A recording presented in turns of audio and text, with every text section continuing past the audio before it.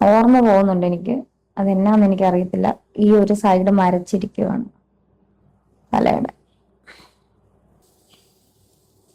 ആ മുഴം കയ്പാണ്. എൻ്റെ മുടിയെല്ലാം ഒരുമാതിരി പശ പോലായി. പെടലിയിലെ തൊലിയെല്ലാം പോയി, തലയിലേം തൊലി പോയി. അതുകൊണ്ടാണ് ഹെയർ കട്ട് ചെയ്തത്. ആഗ്രഹം ഇവിടെ നിന്ന് എഴുന്നേറ്റ് കഴിഞ്ഞ അനേക സ്ഥലങ്ങളിൽ ദൈവത്തിന്റെ സാക്ഷിയാകാൻ, ചുരുക്കി പറഞ്ഞ ഒരു മിഷണറി അല്ലെങ്കിൽ സുവിശേഷകയായിട്ട് പോകാനാണ് ആഗ്രഹം. ഇവിടുന്ന് ദൈവം എഴുന്നേൽപ്പിച്ചു കഴിഞ്ഞ, ഈ രോഗമുക്തി നേടിക്കഴിഞ്ഞ, എൻ്റെ വർക്ക്, എനിക്ക് കിട്ടുന്ന വർക്കിന്റെ സൈഡിൽ കൂടെ പോകും. പക്ഷെ അതിലും മെയിനായിട്ട് ദൈവത്തിന് വേണ്ടിയിട്ട് എൻ്റെ അനുഭവ സാക്ഷ്യം പറയാൻ എനിക്ക് ആഗ്രഹമുണ്ട്. ഇപ്പൊ തന്നെ എനിക്ക് ആ സ്റ്റേജുകൾ ഞാൻ ഇപ്പോഴും എൻ്റെ കണ്ണിൽ ഞാൻ കാണുന്നുണ്ട്. ഞാൻ നിന്ന് പ്രസംഗിക്കുന്നേ കഴിയുമെന്നറിയില്ല, പ്രത്യാശയുണ്ട് കഴിയുമെന്ന്. നിങ്ങളെപ്പോലുള്ള നല്ല മനസ്സുകളുടെ സ്നേഹം ഉണ്ടെങ്കിൽ ഞാൻ മുന്നോട്ട് പോകും. Hello guys, welcome back to my YouTube channel. എനിക്ക് തീരെ വയ്യ, എണീക്കാൻ പറ്റാത്ത അവസ്ഥയാണ്. തലയൊന്നും നേരെ നിൽക്കുന്നില്ല. എങ്കിൽ പോലും എൻ്റെ ഹെയർ കട്ട് ഞാൻ ചെയ്തു. അപ്പം ഞാൻ അതിനൊരു റീൽ ഇട്ടായിരുന്നു, നിങ്ങളെല്ലാം കണ്ടു കാണും. ഇത് പല ആൾക്കാരും അതെടുത്ത് ഷെയർ ചെയ്തിട്ടുണ്ട്, ഞാൻ കണ്ടു. എൻ്റെ യൂട്യൂബ് ചാനലിൽ കൂടെ ഞാനത് ഇടാൻ വെച്ചേക്കുമായിരുന്നു. റീൽസ് എന്ന് പറഞ്ഞാൽ നിങ്ങൾക്ക് അറിയാം, ഞാൻ പണ്ട് തൊട്ടേ എനിക്ക് ഇഷ്ടമുള്ള കാര്യമാണ് റീൽസ്. അങ്ങനെ ചെയ്ത റീലാണ്. എങ്കിൽ പോലും അതിനെപ്പറ്റി കുറച്ച് കാര്യങ്ങൾ എനിക്ക് പറയണമെന്നുണ്ട് നിങ്ങളുടെ അടുത്ത്, എൻ്റെ യൂട്യൂബ് ചാനലിൽ വന്ന്.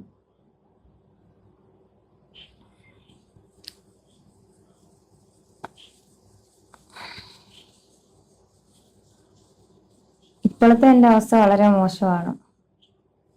ഉറക്കമില്ല,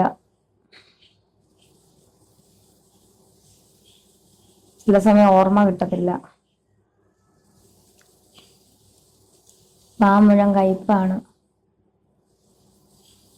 എൻ്റെ മുടിയെല്ലാം ഒരുമാതിരി പശ പോലായി. പെടലിയിലെ തൊലിയെല്ലാം പോയി, തലയിലേം തൊലി പോയി. അതുകൊണ്ടാണ് ഹെയർ കട്ട് ചെയ്തത്. ഞാനന്ന് പറഞ്ഞില്ലേ.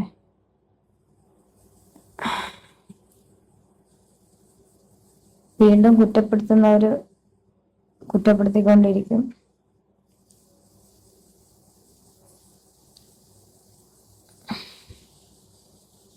പിന്നെ എനിക്ക് പറയാനുള്ളത്,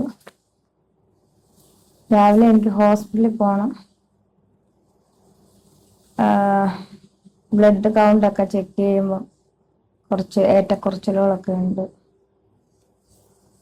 പ്രാർത്ഥിക്കുക എല്ലാവരും.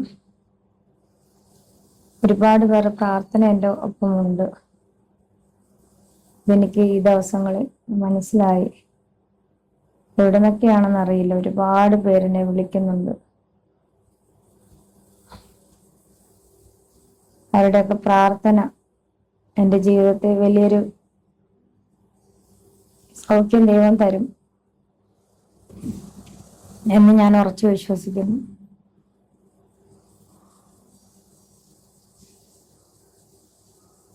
പലരും എന്നെ കാണാൻ വന്നു, പലരും എന്നെ കാണാൻ വന്നില്ല. അവരോടൊന്നും പരിഭവമില്ല.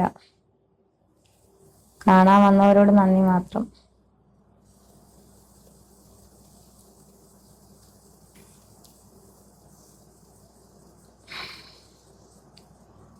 ഇനി ഒരുപാട് കീമോ ഉണ്ട്.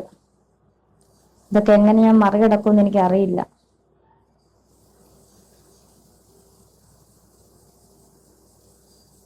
ചില സമയം എല്ലാരും പറയും രേണുസുതി ഭയങ്കര മനക്കരുത്തുള്ള കുട്ടിയാണ്.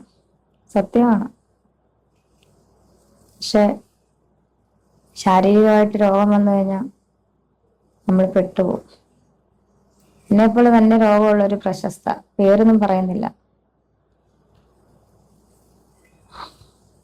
അവര് ഞാനും തമ്മിൽ സംസാരിക്കാറുണ്ട്. അവർക്ക് അന്ന് എല്ലാവരും ഉണ്ടായിരുന്നു, സൗന്ദര്യവും സമ്പത്തും എല്ലാം ഉള്ളപ്പോൾ അവർക്ക് എല്ലാവരും ഉണ്ടായിരുന്നു. ഇന്ന് അവർക്ക് ആരുമില്ല. അതുപോലെ തന്നെയാണ് എനിക്ക് ആരും ഇല്ലെന്നല്ല പറഞ്ഞത്, ഉള്ളവരുണ്ട്. ഏറ്റവും കൂടുതൽ എൻ്റെ സഹോദരി എന്നെ നോക്കുന്നുണ്ട്. ഇപ്പൊ പിന്നെ അതൊക്കെ കാണുമ്പോഴാണ് കിടക്കണ്ടെന്നുള്ള ചിന്ത വരുന്നത്. കഴിഞ്ഞ ദിവസം മുടി വെട്ടിക്കൊണ്ടിരിക്കുക, ഞാൻ ഉദ്ഘാടനം ചെയ്ത എൻ്റെ സലൂൺ, അവരാണ് ഇവിടെ വന്നത്. ആ പെൺകുട്ടികളുടെ കണ്ണ് നിറയുവാണ്. ഞാനിപ്പോ ഒന്നും ശ്രദ്ധിച്ചില്ല. ഋതപ്പൻ ഇവിടെ വന്നിപ്പുണ്ട്, ധ്യാമുണ്ട്. ഋതപ്പൻ കണ്ണുനീരിനെ ഇങ്ങനെ പിടിച്ചു വെക്കുക. ഞാൻ നോക്കിയപ്പോ ഞാനിപ്പം പറഞ്ഞ അമ്മയ്ക്കൊന്നുമില്ല. അധികം സംസാരിക്കാൻ വരും, ഛർദിക്കുന്നു. അമ്മയ്ക്കൊന്നുമില്ല, അമ്മ തിരിച്ചു വരും. ഋതപ്പൻ പറഞ്ഞ പഴയ ഒരു ഫോട്ടോ കാണിച്ചു തന്നെ എനിക്ക്, മുടിയുള്ള ഫോട്ടോ. എൻ്റെ അമ്മ ഇങ്ങനെ വന്നാ മതി, ഈ അമ്മയല്ല, പഴയ അമ്മയായിട്ട് അമ്മ വരണം.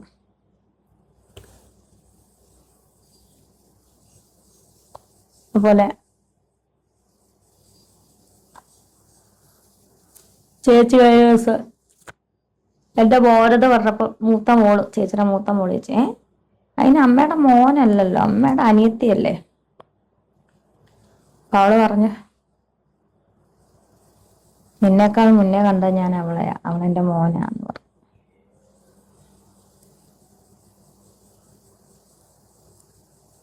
അമ്മയ്ക്ക് ഒട്ടും വയ്യ, ശ്വാസം മുട്ടല.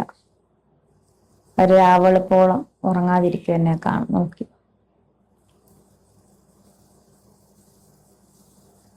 എന്നെ ഏറ്റവും കൂടുതൽ മെഡിക്കൽ കോളേജിലെ ഡോക്ടേഴ്സിനോട് എനിക്ക് ഒരുപാട് നന്ദിയുണ്ട്, നഴ്സുമാരോട്. മെഡിക്കൽ കോളേജിൽ പിക്ലൈനിട്ട അശ്വിൻ പത്മനാഭ സാറിന്റെ കീഴിലുള്ള വലിയൊരു റേഡിയോളജി വിഭാഗം, ഇന്ത്യയിലെ തന്നെ നമ്പർ 1 റേഡിയോളജി വിഭാഗമാണ് എനിക്ക് അവർ ഇതിട്ട് തന്നത്. ഹമാൻ ഷാ ഗുപ്ത എന്നാണ് സാറിന്റെ പേരിട്ട്. അവരൊക്കെ വലിയ എന്താ പറയാ, വലിയ വലിയ പ്രൊഫസർമാരും അതുപോലെ മെഡിക്കൽ കോളേജ് റേഡിയോളജി വിഭാഗത്തിലെ നമ്പർ 1 ആൾക്കാരാണ്. അവരത്ര ശ്രദ്ധയോടുകൂടി എല്ലാ ഇതോടുകൂടിയാണ് രോഗികളെ പരിചരിക്കുന്നത്. അതുപോലെ നമുക്കും അങ്ങനെ തന്നെയാണ് ചെയ്തത്. പിന്നെ എൻ്റെ കീമോ ചെയ്യുന്ന ഡോക്ടറിന്റെ പേര് ഞാൻ ചോദിക്കാതെ പറയുന്നില്ല, മാമ. അതുപോലെ സർജറി സാറിന്റെ പേര് നമ്മൾ ചോദിക്കാതെ പറയത്തില്ല, മോശമാണ്. അവരൊക്കെയും എന്നെ ഒരുപാട്, എന്നല്ല രോഗികളെല്ലാം ഹെൽപ്പ് ചെയ്യുന്നുണ്ട്. പക്ഷെ എനിക്ക് അങ്ങനെയാണ് തോന്നുന്നത്, അവരൊക്കെ ദൈവമാണ് ഇപ്പൊ അവരാണ് എൻ്റെ ദൈവം.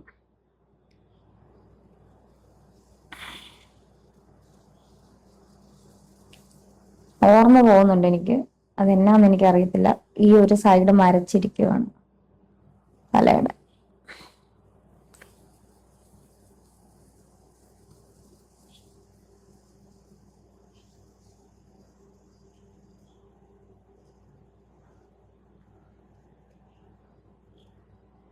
എന്റെ ഈ അവസ്ഥ അറിഞ്ഞിട്ട് ഇനിയും വീണ്ടും എനിക്ക് വന്ന് അമ്മ പാവം, ഇപ്പോഴും ആശുപത്രിയിൽ പോയിട്ട് വന്നപ്പോ അമ്മ പറയാ, സായി എല്ലാരും പറയുന്നു വേറെ ആൾക്കാർക്കൊക്കെ കൊടുക്കാൻ വിലയെന്ന്. വീണ്ടും ഇങ്ങനെ രേണുവിനെ കുറ്റം പറയുവാണല്ലോ മോനെ. ഞാൻ എന്നാ പറയാനാ?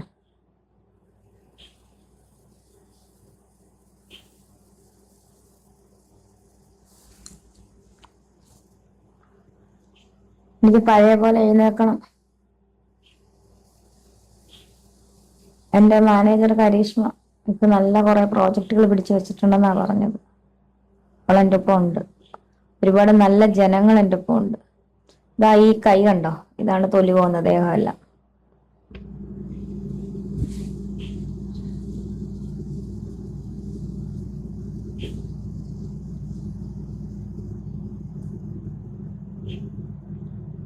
അതുപോലെ തന്നെ എൻ്റെ ആഗ്രഹം, ഇവിടെ എഴുന്നേറ്റ് കഴിഞ്ഞ അനേക സ്ഥലങ്ങളിൽ ദൈവത്തിന്റെ സാക്ഷിയാവാൻ,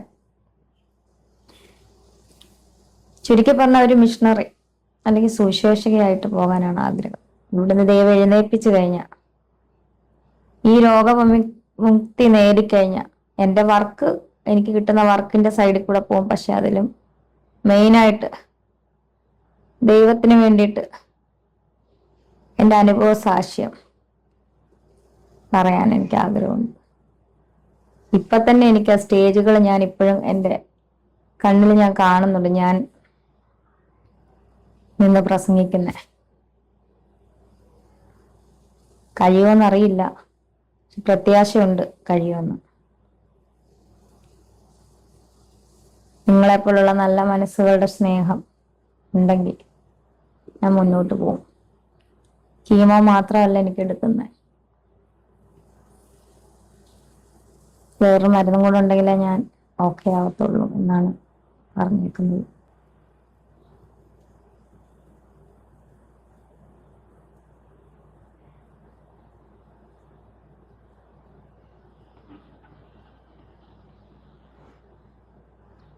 എല്ലാവരും സന്തോഷത്തോടെ ഇരിക്കുക, ഹാപ്പി ആയിട്ടിരിക്കുക. ദ്രോഹം ഗുണം ചെയ്തില്ലേലും എന്നെ ദ്രോഹിക്കാതിരിക്കുക. ഇനിയെങ്കിലും കുറെ റീച്ചുകൾ ഉണ്ടാക്കിയില്ലേ നിങ്ങൾ, ഇനിയെങ്കിലും ദ്രോഹിക്കാതിരിക്കുക. കുതപ്പന്റെ അമ്മ തിരിച്ചു വരണേ. മരിച്ചു പോകാൻ പേടിയില്ല എനിക്ക്. കുതപ്പന് വിഷമാവും, വീട്ടുകാർക്ക് വിഷമാവും. എന്നെ സ്നേഹിക്കുന്ന കുറച്ച് ജനങ്ങളുണ്ട്, അവർക്ക് വിഷമാവും.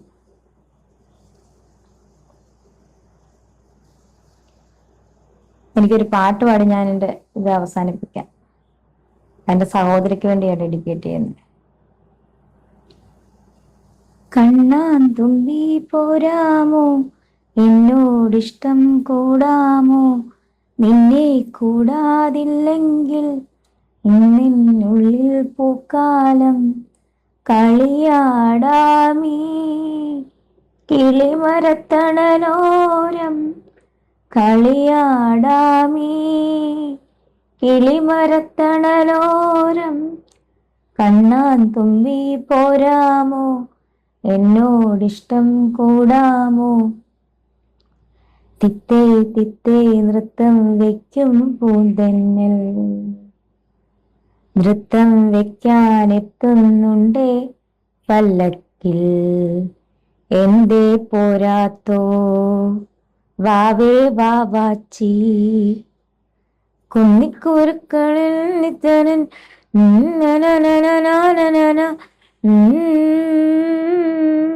നിന്നെയോനോ മനയോ ഏറെ ഇഷ്ടം ചിങ്കിരി മുത്തല്ലേ, എന്റെ ചിത്തിര കുഞ്ഞല്ലേ. കണ്ണാൻ തുമ്പി പോരാമോ, എന്നോടിഷ്ടം കൂടാമോ, നിന്നെ കൂടാതില്ലല്ലോ ഇന്നെന്നുള്ളിൽ പൂക്കാലം. ചാനൽ ലൈക്ക് ചെയ്യുക, ഷെയർ ചെയ്യുക, സബ്സ്ക്രൈബ് ചെയ്യുക, സപ്പോർട്ട് ചെയ്യുക.